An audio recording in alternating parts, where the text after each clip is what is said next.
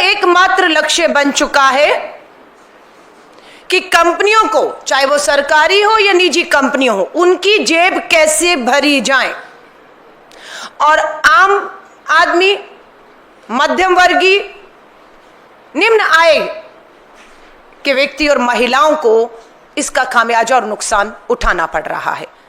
आज देश भर में हम देख रहे हैं कीमतों के मामले में, बिल्कुल तुलना करेंगे 2014 में जब कांग्रेस की सरकार थी, तब यही भाजपा की सरकार उस समय के दामों को अधिक बताते हुए सड़कों पर उतरती थी। 2014 में आप कहते थे ये कीमतें अधिक हैं, इसे कम कीजिए। कीमत क्या थी उस समय 2014 में? आप पेट्रोल की कीमत अगर आप देखेंगे तो 72 रुपए से अधिक कभी नहीं गई। आज वो कीमतें पेट्रोल की सेंचुरी पार कर चुकी हैं, 9800 तक पहुंची हैं। हमारे समय में अगर डीजल 55 रुपए प्रति लीटर था, महंगा था, पूरा आंदोलन भाजपा सड़कों पर उतर कर करती थी और मौका मांगती थी कि हमें अवसर दो, हम इन दामों को कम करेंगे। और दाम कम हुए नहीं। 55 रुपए प्रति लीटर का पेट्रोल डीजल आज 88-89 रुपए बढ़ चुका है। अभी 2 रुपए एक्साइज पर और जो है वो बढ़ाए गए हैं। 2014 में कांग्रेस की सरकार में जब पेट्रोल पर 9 रुपए 20 पैसे एक्साइज ड्यूटी ली जाती थी, तब इनके लिए वो बहुत ज्यादा थी, कम होनी चाहिए थी ये कहते थे, लेकिन कम की 10 साल में नहीं की। एक्साइज ड्यूटी पेट्रोल पर जो 9 रुपए 20 पैसे थी, आज 19 रुपए 90 पैसे है। डीजल पर जो एक्साइज ड्यूटी थी केंद्र सरकार 2014 में हमारे समय पर 3 रुपए 46 पैसे, बहुत ज्यादा थी। भाजपाइयों के लिए सड़कों पर तांडव होता था। आज 2025 में डीजल पर एक्साइज ड्यूटी 3 रुपए 46 से बढ़ाकर 15 रुपए 80 पैसा कर दी गई। क्यों बढ़ाई गई एक्साइज ड्यूटी पेट्रोल और डीजल में? क्या अंतरराष्ट्रीय बाजार में कच्चे तेल की कीमतें बढ़ी हैं, इसलिए आपने मजबूर होकर ये एक्साइज बढ़ाई है? बिल्कुल भी नहीं, बिल्कुल भी नहीं। क्या है कच्चे तेल की कीमत अंतरराष्ट्रीय बाजार में? 2014 में कांग्रेस की जब सरकार थी, तब कच्चे तेल की कीमत $108 प्रति बैरल थी। $108 प्रति बैरल थी। और आज कितनी है 2025 में? ये 65 रुपए 31 पैसे, 65.31 पैसा डॉलर प्रति बैरल है। 40% गिरावट आई है कच्चे तेल की कीमतों में, 40% गिरावट। लेकिन पेट्रोल डीजल के दाम कम नहीं हो रहे, एक्साइज ड्यूटी की लूट कम नहीं हो रही। मुनाफा किसको हो रहा है? साफ हम बताएंगे।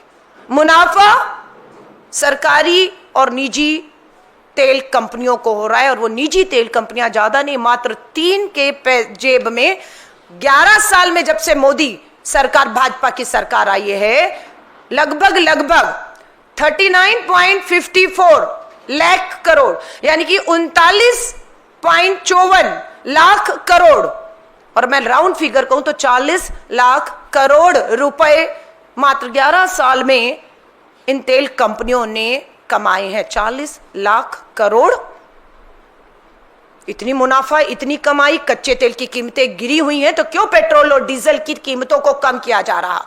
क्यों आम जनता को राहत नहीं दी जा रही है? ये एक बहुत बड़ा खेल खेला जा रहा है। इसके पीछे पूरा एक भ्रष्टाचारी तंत्र है, उसका भी मैं खुलासा यहां पर आपको करूंगी। लेकिन उससे पहले इस सरकार को बता देना चाहते हैं कि इस देश की आधी आबादी की जिसकी कमाई ना होने की वजह से कमर टूटी हुई है, सबसे ज्यादा अगर असर किसी भी चीज का इस देश में होता तो वो महिलाओं पर होता, आधी आबादी पर होता है। आज मैं आपको दिखाना चाहती हूं, हम इसे हल्के में भारतीय राष्ट्रीय महिला कांग्रेस नहीं ले रही है। हमारा मैं आऊं उससे पहले हमारे घरेलू सिलेंडर की कीमत, पेट्रोल डीजल के बाद घरेलू सिलेंडर 2014 में एलपीजी घरेलू सिलेंडर 14 किलो का मात्र 414 रुपए में था, सब्सिडी भी देते थे और 414 रुपए का गरीब को सिलेंडर मिलता था। आज इतनी बड़ी बड़ी घोषणाएं हुई सब्सिडी की, लोगों को देश की भावनाओं में ओतप्रोत करते हुए सब्सिडियां छोड़ने की अपील हुई और लोगों ने सब्सिडियां छोड़ दी थी कि गरीब को लाभ मिलेगा, लेकिन जिसने छोड़ी वो तो नुकसान में है, लेकिन गरीब को भी सब्सिडी का लाभ नहीं मिला। आज आप यहां पर देखिए 2014 में कांग्रेस की सरकार में 414 का सब्सिडी वाला सिलेंडर था और आज सब्सिडी खत्म है। पूरे देश में किसी को भी घरेलू सिलेंडर पे सब्सिडी आज की तारीख पे नहीं मिल रही। सब्सिडी गैर सब्सिडी वाला सिलेंडर एक ही कीमत हो गई है, 1100 से पार कर गया है और अभी 50 रुपया अभी हाल ही में बढ़ाया है सिलेंडर के दाम। 1100 रुपए से ऊपर का सिलेंडर। हम पूछना चाहते हैं, राजस्थान के चुनावों में मोदी की गारंटी, कांग्रेस का सरकार का राजस्थान में 500 का सिलेंडर महंगा लग रहा था और मोदी की गारंटी वाला 450 का सिलेंडर मिलना था। आज भाजपा और राजस्थान की डबल इंजन की सरकार बताए कि वो मोदी की गारंटी वाला 450 का सिलेंडर कहां है। अमित शाह जी बताइए, हर चुनावी जनसभा में जुमले और धोखे देते हैं, वो दिवाली और होली वाला मोदी की गारंटी वाला सस्ता फ्री सिलेंडर कहां है? कब तक धोखा देंगे और कब तक महंगाई के नाम पर? तो ये हमारी हालत है घरेलू सिलेंडर की कीमतों को लेकर। अब मैं आपको बताती हूं आंदोलन पे। हमारे 28 राज्य हैं और 8 केंद्र शासित राज्य। अखिल भारतीय महिला कांग्रेस ने तय किया इस सरकार को हम बैठने नहीं देंगे, एक एक करके चलाइएगा। सबसे पहला आंदोलन हुआ भारत की राजधानी दिल्ली में, महिला कांग्रेस सड़कों पर उतरी इस महंगाई के खिलाफ। हम खामोश नहीं हैं, अलग बात है कोई दिखाए या ना दिखाए, सत्ता में बैठे वालों तक हमारी आवाजें पहुंचे ना पहुंचे, लेकिन हम इस आवाज को सड़कों पर उतर कर उठा रहे हैं और तब तक उठाएंगी जब तक इस बड़ी कीमतों को वापस नहीं लिया जाता और इस महंगाई से राहत नहीं दी जाती। पहला राज्य दिल्ली है, दूसरा राज्य धीरे धीरे चलाइए, दूसरा राज्य केरला में। आप देखिए केरला के हर जिले में, एक राज्य स्तरीय नहीं, हर जिले में केरला के हमने महंगाई के खिलाफ आंदोलन किए, लोग सड़कों पर उतरी, महिलाएं सिलेंडर लेकर। तीसरा राज्य राजस्थान में आप देखिए, मोदी की गारंटी वाला 450 का सिलेंडर नहीं, 1100 के ऊपर वाला सिलेंडर लेकर महिलाएं राजस्थान के जिलों में तपती गर्मी में गर्म सड़क पर बाहर बैठी हैं। उसके बाद आ जाइए अंडमान निकोबार, छोटा सा एक आइलैंड है अंडमान निकोबार, वहां की भी महिलाएं इस महंगाई से तरसते और उन बहनों को लगता है राजधानी दिल्ली तक हमारी आवाज नहीं पहुंच पा रही। हमने विश्वास दिलाया और अंडमान निकोबार में भी हमारी बहनें, छोटे से द्वीपसमूह में भी अगर त्रस्त है महंगाई से, तो हमने जिम्मेदारी ली कि राजधानी दिल्ली तक, इस सोती सरकार तक इस महंगाई के खिलाफ आवाज पहुंचाने का काम हम करेंगे। पांचवा राज्य उत्तर प्रदेश। आप देखिएगा उत्तर प्रदेश के भी लखनऊ से लेकर कानपुर से लेकर वाराणसी तक लेकर प्रधानमंत्री जी के संसदीय क्षेत्र में महिलाएं सड़कों पर बैठी हैं। आपको मैं पंजाब लेकर चलती हूं, ये हमारा छठा राज्य है पंजाब, जहां पर महिलाओं ने सड़कों पर उतरकर पंजाब के हर जिले में किया। अब आपको मैं छोटा राज्य भाजपा की डबल इंजन सरकार गोवा में लेकर चलती हूं। गोवा के बाद आइए पोंडुचेरी लेकर चलती हूं आपको मैं। पोंडुचेरी के बाद कर्नाटका। आप देखिए इसमें हमारी मध्य में महिला कांग्रेस की अध्यक्ष डॉक्टर सौम्या रेड्डी आपको दिखेंगे, हाथ में सिलेंडर है। पूरे कर्नाटक में हमारी सरकार कर्नाटक की राहत लगातार दे रही है, फ्री बस यात्राएं महिलाओं को मिल रही हैं। हमारी सरकार उन्हें आर्थिक मदद 2-2.5 हजार रुपया हर महीने डालती है कि वो कुछ काम कर पाए, कुछ कमाई कर पाए। पर पता लगता है जैसे ही हम उनके बैंक खातों में, हमारी सरकार तेलंगाना की हो, कर्नाटक की हो, पैसा डालती है, यहां से कीमतें बढ़ जाती हैं और वो सारा पैसा केंद्र सरकार की जेब में चला जाता है। हमारी तेलंगाना की सरकार 500 का सिलेंडर दे रही है। हम भाजपा को पूछना चाहते हैं, आपकी भाजपा की डबल इंजन की सरकार किस राज्य में मोदी की गारंटी वाला 500 का सिलेंडर दे रही है? हमारी सरकार तेलंगाना की दे रही है। हल्के में मत लीजिएगा, हम केंद्र की भाजपा सरकार को कहना चाहते हैं। कर्नाटका के बाद हरियाणा, यहां पर भी भाजपा की डबल इंजन की सरकार है। ये 12 से 13 राज्य जिन्होंने कल और एक दिन पहले आंदोलन किया और आज और कल भी जो बाकी के राज्य हैं वहां पर हमारी महिलाएं सड़कों पर इस महंगाई के खिलाफ उतरने वाली हैं। मैं खुद इस आंदोलन का हिस्सा बनते हुए बिहार पहुंच रही हूं। 17, 18, 19 और 20 मैं खुद बिहार के दौरे पर रहूंगी और खुद हम भाजपा की डबल इंजन की सरकार को बिहार की राजधानी पटना पर महंगाई के खिलाफ ललकारने के लिए मैं खुद एक राष्ट्रीय अध्यक्ष के तौर पर मेरी जिम्मेदारी है कि जब मेरी प्रदेश अध्यक्ष, मेरी जिला अध्यक्ष आदि आबादी को महंगाई के खिलाफ जो राहत देने के लिए लड़ रही हैं, हम सब उस पे सड़कों पर उतरें। ये लूट खसोट का मामला है, कंपनियों को फायदा पहुंचाने का मामला है। और क्यों कंपनियों को फायदा पहुंचाया जा रहा है? एकमात्र लक्ष्य भाजपा के खजाने में चंदा लाना है। ये लूट है, ये लूट और खसोट एक ही मकसद है कि भाजपा को, कंपनियों को मुनाफा कराइए। 11 लाख करोड़ का फायदा होता है इन तेल कंपनियों को, जबकि अंतरराष्ट्रीय कीमतें गिरी हुई हैं। 11 लाख करोड़ में से कितना भाजपा को चंदे में गया है? इस 11 लाख करोड़ में ये सवाल हम पूछेंगे और ये जवाब श्वेत पत्र लाकर संसद में प्रधानमंत्री जी को जवाब देना होगा। ये हमारी मांग है, हमारी बिल्कुल मांग है कि सीएजी ऑडिट की मांग पार्टी की तरफ से आधिकारिक रूप से हमारे महासचिव कम्युनिकेशन इंचार्ज जयराम रमेश जी ने की है।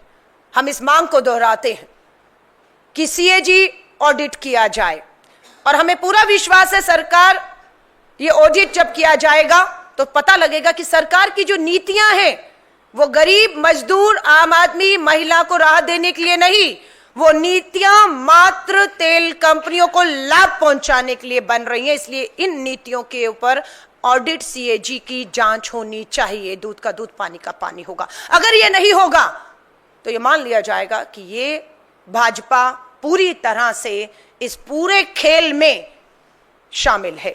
हम मांग कर रहे हैं आधिकारिक रूप से कि सीवीसी और सीबीआई की भी जांच होनी चाहिए। ये कांग्रेस ने आधिकारिक रूप से मांग की है, जिसे मैं दोहरा रही हूं, क्योंकि हमें यह लग रहा है कि या तो ये लापरवाही है कि कीमतें अंतरराष्ट्रीय बाजार में गिरी हुई हैं, कंपनियां मोटा मुनाफा कमा रही हैं और लेकिन सरकार खामोश है, या तो सरकार का ध्यान ही नहीं है।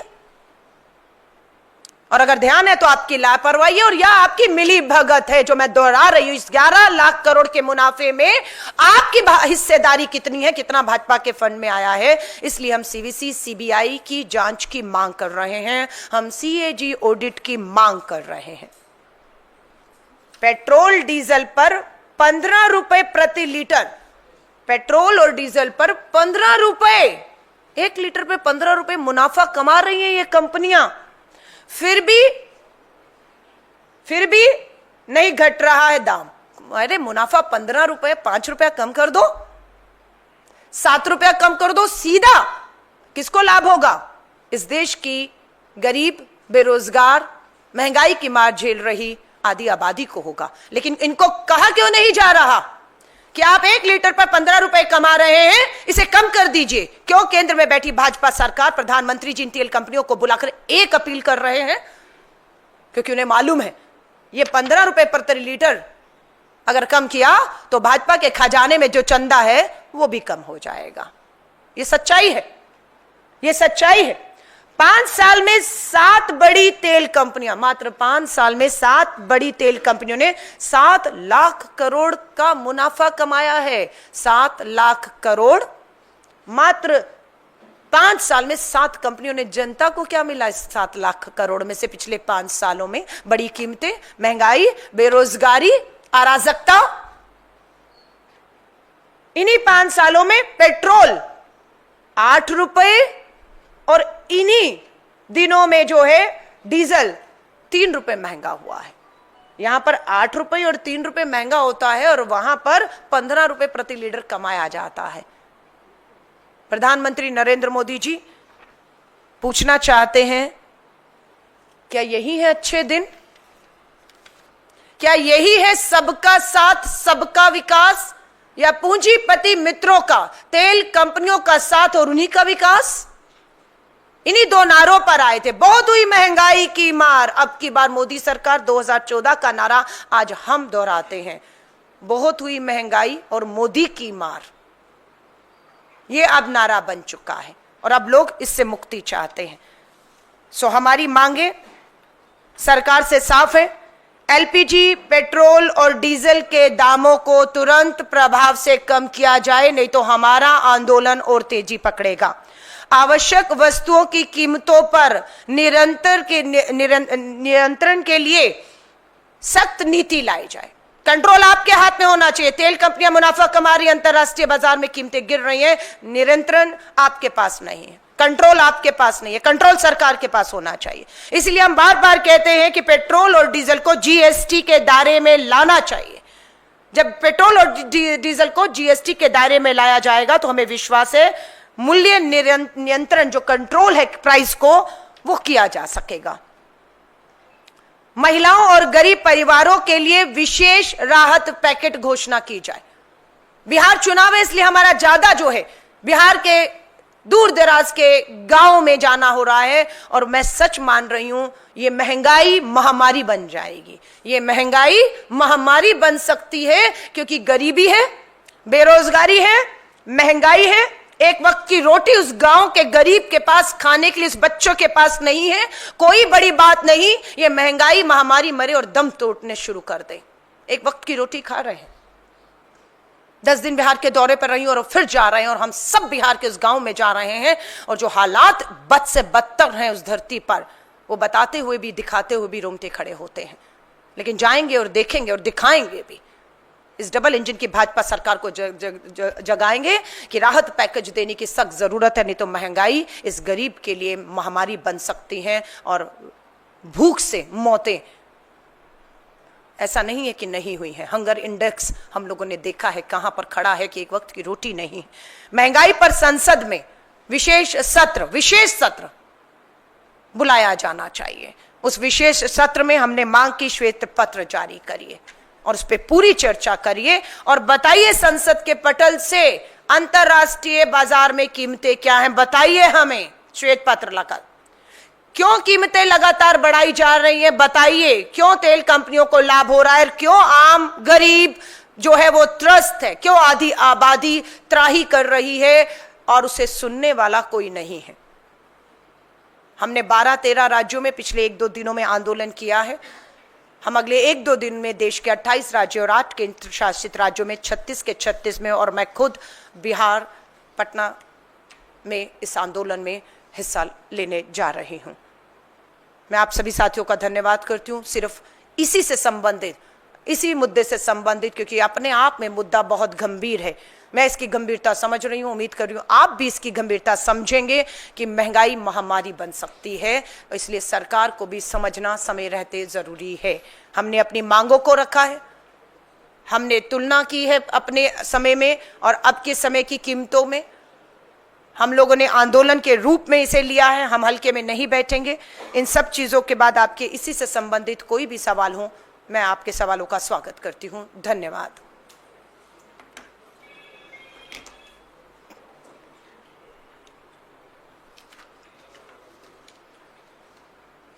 बहुत बहुत धन्यवाद आप पत्रकार साथियों का। जय हिंद। हाँ जी,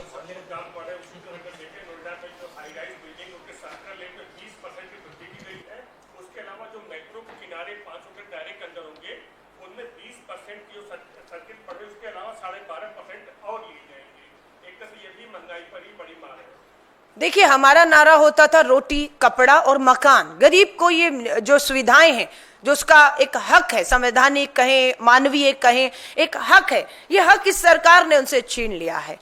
उनकी रोजी रोटी छीन ली है, उनके घर छीन लिए हैं, उनका मुंह का निवाला छीन लिया है। अभी मैं खाद्य पदार्थों की महंगाई पर देखेंगे तो दूध, बच्चे के मुंह से दूध छीन चुका है, गरीब की थाली में से दाल गायब है।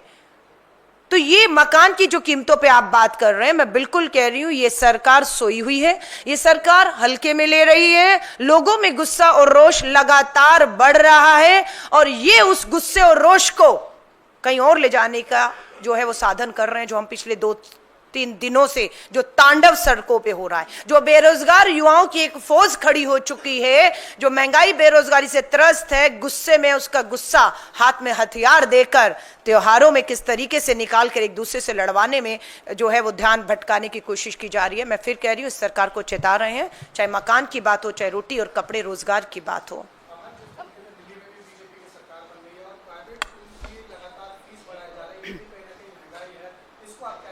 बिल्कुल, मैं आपका धन्यवाद करती हूं। हम पेट्रोल, डीजल, एलपीजी, घरेलू सिलेंडर, खाने के अलावा मकान की आपने बात की और आपने फीसों की बात की है। यह सच्चाई है कि दिल्ली सरकार हो या देश के सरकारी स्कूलों के अंदर, खासतौर से भाजपा की डबल इंजन की सरकारों में ध्यान नहीं दिया जा रहा और उसका स्तर बिल्कुल गिर रहा है। लोग मैं कहती हूं एक बंदी बन रहे हैं प्राइवेट स्कूलों के, यहां पर जाकर मजबूर हैं कि सरकारी नहीं प्राइवेट जाओ, प्राइवेट जाते बंदी बन जाते हैं। आर्थिक आतंक है वहां पर, हर चीज पे स्कूल का बस्ता यहां से लीजिए, यूनिफॉर्म यहां से लीजिए, किताबें यहां से लीजिए, इस नाम पर उस नाम पर और फीसों के नाम पर एक खुला निजी स्कूलों का खेल चल रहा है, जिसपे इन सरकारों ने आंखें मूंद ली हैं। और मुझे ये लगता है कि उसमें अधिकतर, मैं कौन सी पार्टी है नहीं कहूंगी, पर मैं ये कहूंगी निजी स्कूलों को चलाने में भी राजनीतिक दलों के बड़े नेताओं की एक भागीदारी है। मात्र मुझे लगता है उसके दबाव में भी चलते हुए इन प्राइवेट स्कूलों की फीसों पर लगाम नहीं लगाया जा रहा है। और यहां तक मैंने देखा है जिस तरीके के स्कूल में प्रवेश से, पढ़ाई पे सिर्फ फीस न भरने की वजह से जो है उन्हें शिक्षा के अधिकार से वंचित रखा जा रहा है, इसे स्वीकार नहीं किया जाएगा। कांग्रेस की सरकार थी जब राइट टू फूड लेकर आई, तब शिक्षा का अधिकार, स्वास्थ्य का अधिकार भी लेकर आई, हर गरीब के लिए लेकर आई, और उस अधिकार से, जो संवैधानिक अधिकार है, उससे हम इन्हें वंचित, देश की आधी आबादी को, लोगों को नहीं रहने देंगे। हम लड़ेंगे। अलका मैम, देखिए, जब हम महंगाई की बात करते हैं तो बड़ी फीसों की कीमतों पर महंगाई बिल्कुल इस पे हो, तो ओवरऑल मकान की कीमतें बढ़ रही हैं, खाने की चीजें, पेट्रोल डीजल, स्वाभाविक है।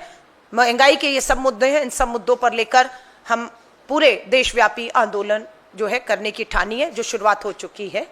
मैम, आप व्हाइट पेपर की डिमांड कर रही हैं, इन्वेस्टिगेशन की भी डिमांड कर रही हैं, प्राइस राइज का मुद्दा लगातार कांग्रेस पार्टी उठाती हुई नजर आई है, लेकिन जिस तरीके से प्रधानमंत्री की तरफ से स्टेटमेंट्स आ रही है, कांग्रेस को टारगेट कर रहे हैं। अभी कल ही हमने देखा कि उन्होंने किस तरीके से कहा कि Congress party vote bank politics कर रही है, मुस्लिम प्रेसिडेंट क्यों नहीं बनाती है, 50% रिजर्वेशन मुस्लिम्स को क्यों नहीं देती है।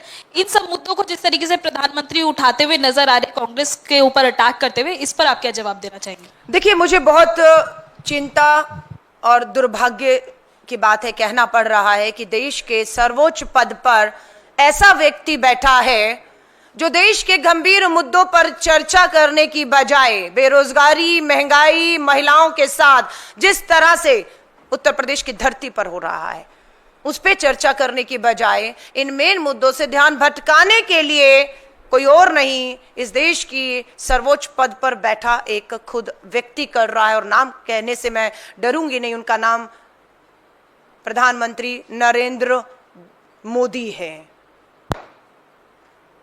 ये आदमी ही है ना, दुर्भाग्य है वो आज देश के प्रधानमंत्री हैं, और वो देश का प्रधानमंत्री महंगाई और बेरोजगारी पे बात नहीं करेंगे, महिलाओं की सुरक्षा पे बात नहीं करेंगे, वो हिंदू और मुस्लिम पर बात करते हैं।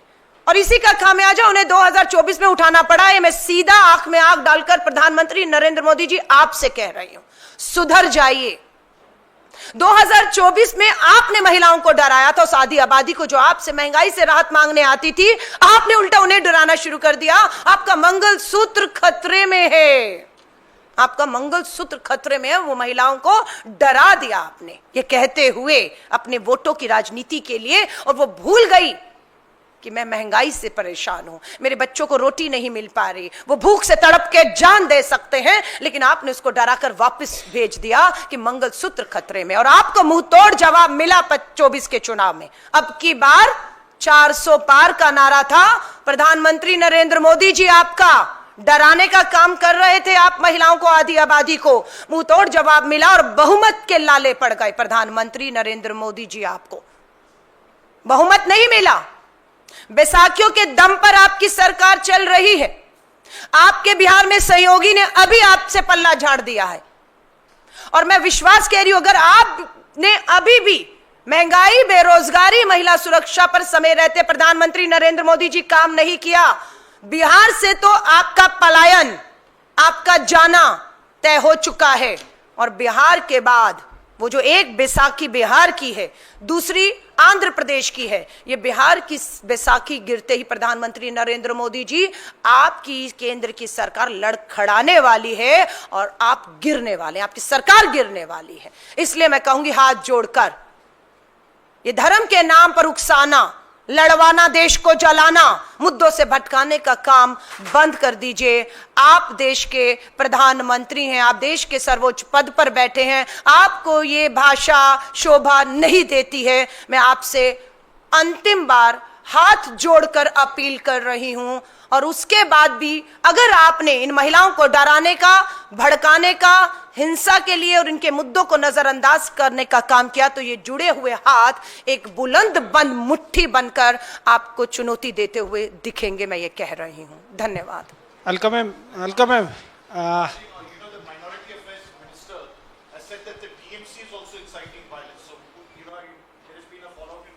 मैं फिर कहूंगी, मैं अभी जो मुद्दा मेरा है, महंगाई महामारी का रूप ले रही हूं, मैं कह रही हूं अभी उस तक रही है। मैं बिल्कुल 23 तारीख को, 22 और 23 को बंगाल के दौरे पर हूं, कलकत्ता में मिलूंगी। इन सब चीजों के जो जवाब है, मैं एक प्रेस वार्ता वहां कर रही हूं, बिल्कुल देने जा रही हूं। हम किसी भी चीज से जो है वो मुंह नहीं मोड़ रहे हैं, पीठ नहीं दिखा रहे। हम डट कर मुकाबला, पूरे देश में कहीं पे भी हिंसा हो, महंगाई हो, बेरोजगारी हो, अन्याय हो, महिलाओं के साथ बलात्कार हो, उनके पांव में कील खोले जा रहे हो, हम इनको जवाब देने के लिए पूरी तरह से मुस्तैद है।